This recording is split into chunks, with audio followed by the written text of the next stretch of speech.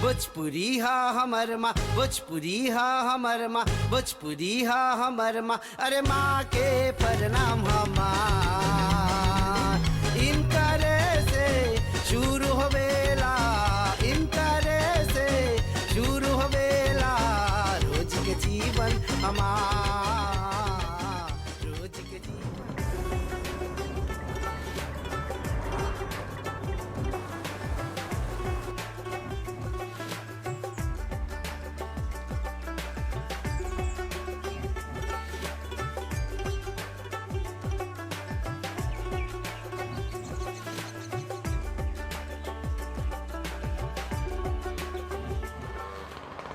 देश के पूर्वी प्रांत में कौंडमस पावे गांव में है जा जिनकी फ्लाक जिला में बातें भोजपुरी अब तब में आप सब लोग के स्वागत बातें। जय माता दी।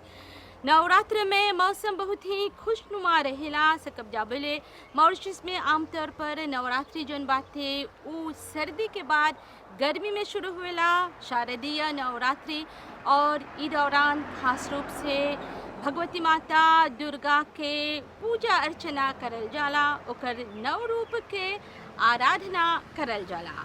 आज के भोजपुरी अब तब में सकब जबोली प्रोग्राम खास बा काहे। आज के प्रोग्राम में हमनी अपन पुरखन के रीति रिवाज के बारे में दिखावब जा, काली माई पूजा के बारे में। वो काली माई पूजा जिनकी हमनी के पुरखन लोग करत रहलन जा, और आज भी ई जन विधि बातें हमनी के सब जन वंशज बातें भली भांति करत हवन जा। तो आज के प्रोग्राम में चला हमनी देखब जा कौन तरह से ई काली माई पूजा होला, कौन तरह से खीर पूरी चढ़ावल जाला।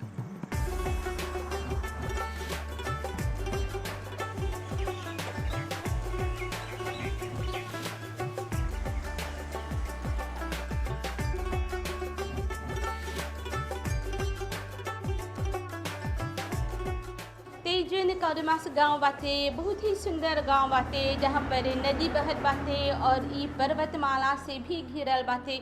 और ई गांव के शुरू में ही देखते हैं जा एगो काली माता मंदिर बाते, और हजा पर हमने के मुलाकात ई मंदिर में चाचा प्रेम सिबनोद संगे होल।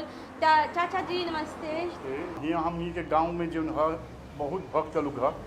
यहाँ हमनी के काली माई है, शिवाला है, में लगभग हर गो कोना में हमनी के गांव में काली माई बाटे और शिवाला भी बाटे। यहाँ के गांव के आदमी लोग सब कोई रुचि रखना जापान सवेरे शाम पूजा पाठ में। अच्छा, तब हर गो कोना में गो पूजा स्थल बाते, काली माई बाते। तो थोड़ा सा हमने के बताइब काहे हमने काली माई में पूजा करेला जा।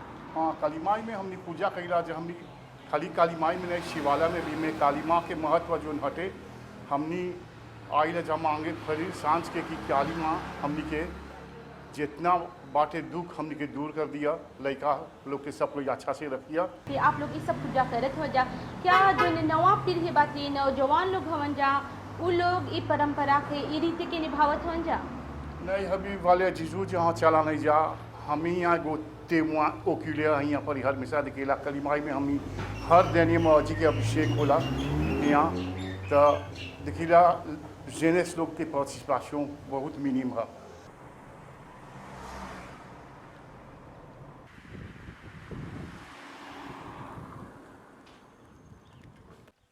सातो देवी मैया के पान फूल चढ़ाइबो, सातो देवी मैया के पान फूल चढ़ाइबो।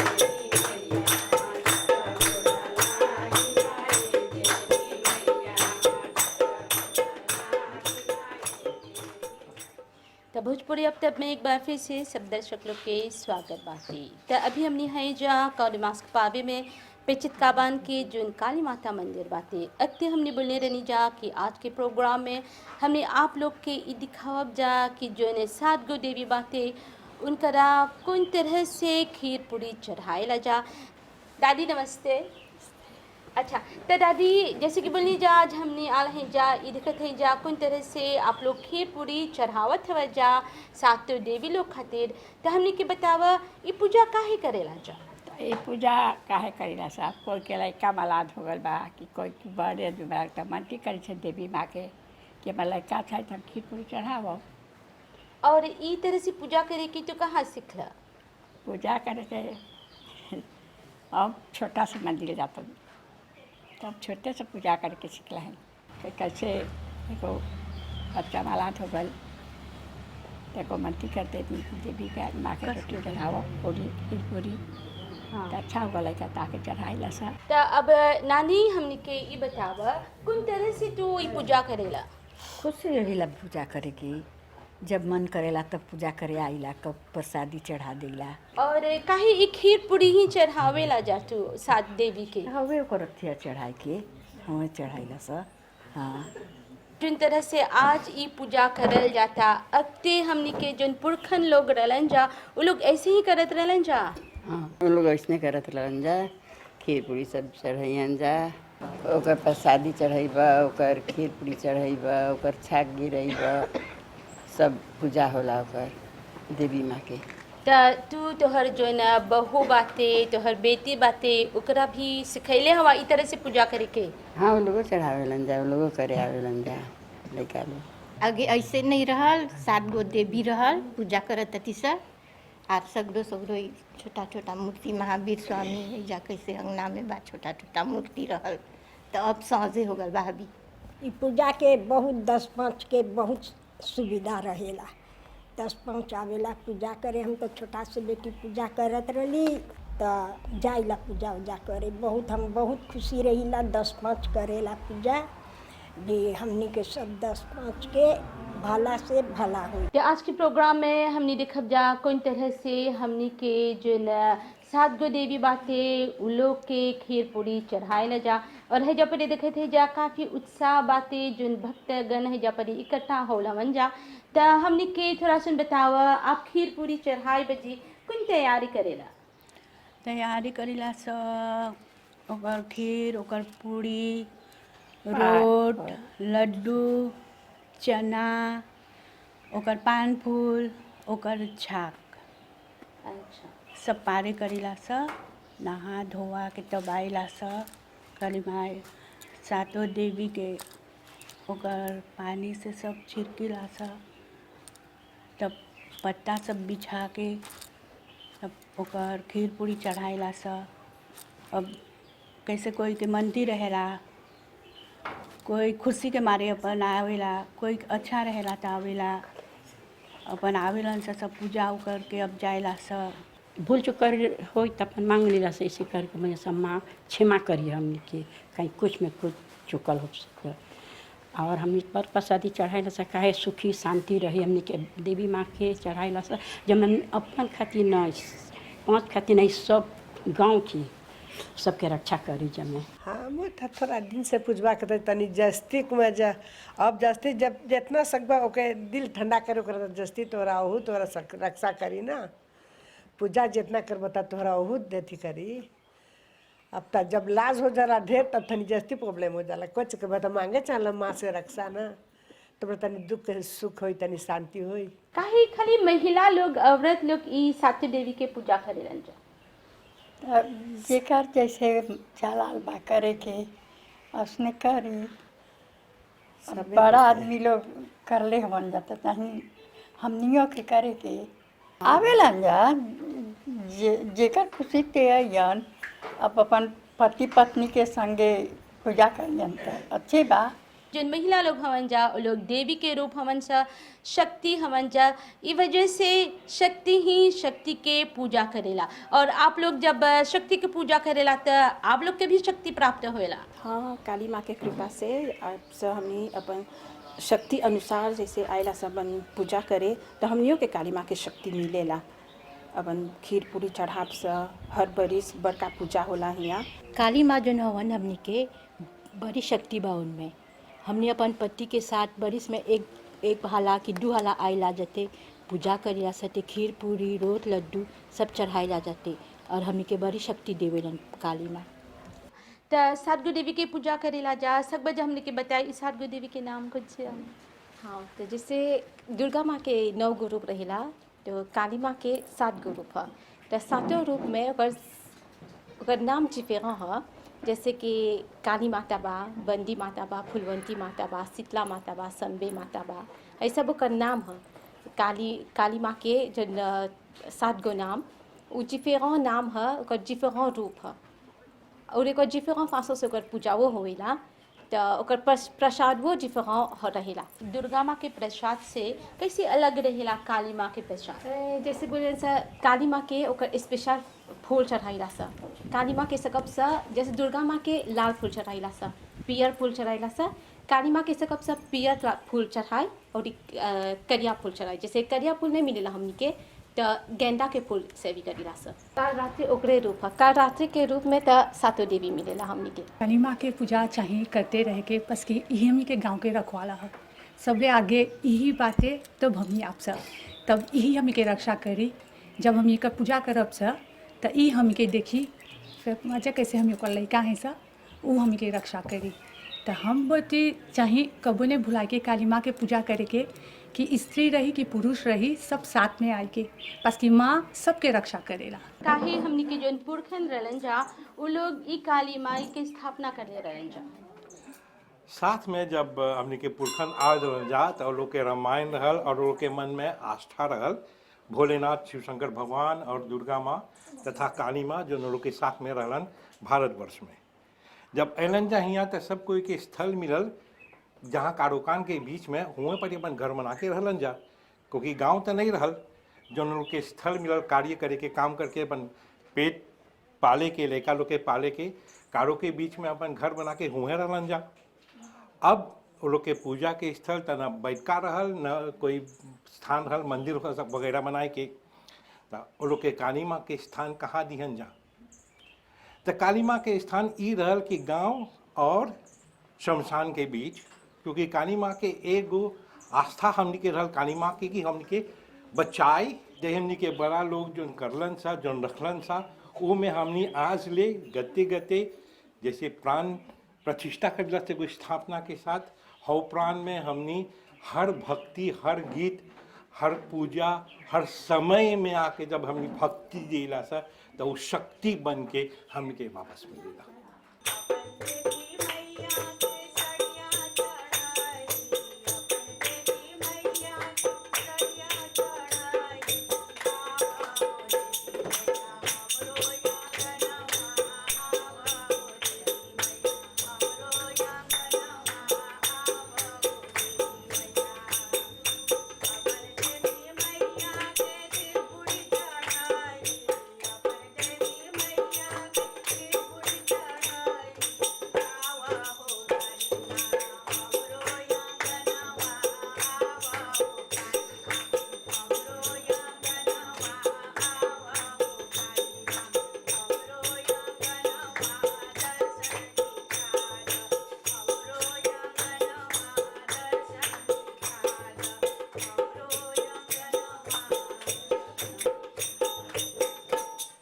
ते दिखला जा जब भी कोनो पूजा पाठ रहेला ते महिला लोग के उपस्थिति तनी जस्ती रहेला। हजा पर खुशी के बाद बातें कि थोड़ा पुरुष गण भी हजा पर मौजूद हवन जा। तो हमने के बतावा कि आप लोग किन तरह से आप महिला लोग के प्रोत्साहित करेला लोग के को आज करेला पूजा पाठ में।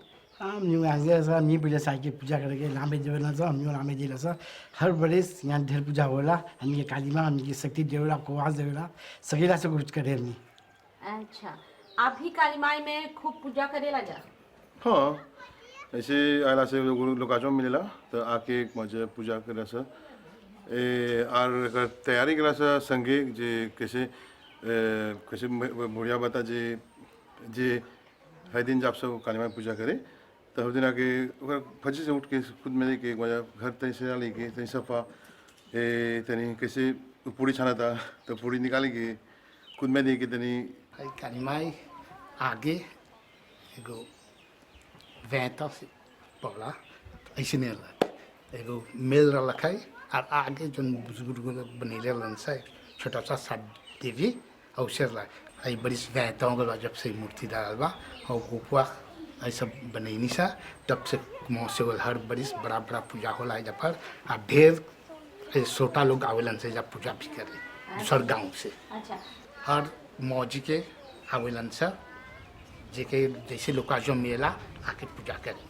तो ये बहुत खुशी की बात बा कि हजा परी जिन कौरे मास्क पावे बाते हजा परी जिन बुजुर्ग लोग हवन जा और साथ में जिन नवा पीढ़ी भी हवन जा वो लोग मिल के हमनी के जिन भोजपुरिया के जिन प्रथा बाते जिन रीति रिवाज बाते ओकर रक्षा करत हवन जा पीढ़ी दर पीढ़ी के दूसर तक पहुँचावत हवन जा जिमें हमनी के जिन परंपरा बाते ओकर रक्षा करल जा सके भाषा के साथ साथ संस्कृति से जुड़ल जिन परब बाते और जिन पूजा विधि भी बातें हजा परी लोग मनावत हवन जा और एके बढ़ावा देवत हवन जा। अब चला देखला जा कोई तरह से हमनी देवी मैया के सातों देवी के खीर पूरी चढ़ावब जा। हजा परी हमनी के पूजा जोन बातें शुरू हो गल बा इनोत करे के बात है कि सातों देवी के खीर पूरी चढ़ाई से अगते सबसे आगे हजा परी द्वारपाल पूजा होवेला यानी कि द्वारपाल से एक तरह से हमनी अनुमति ले ला जा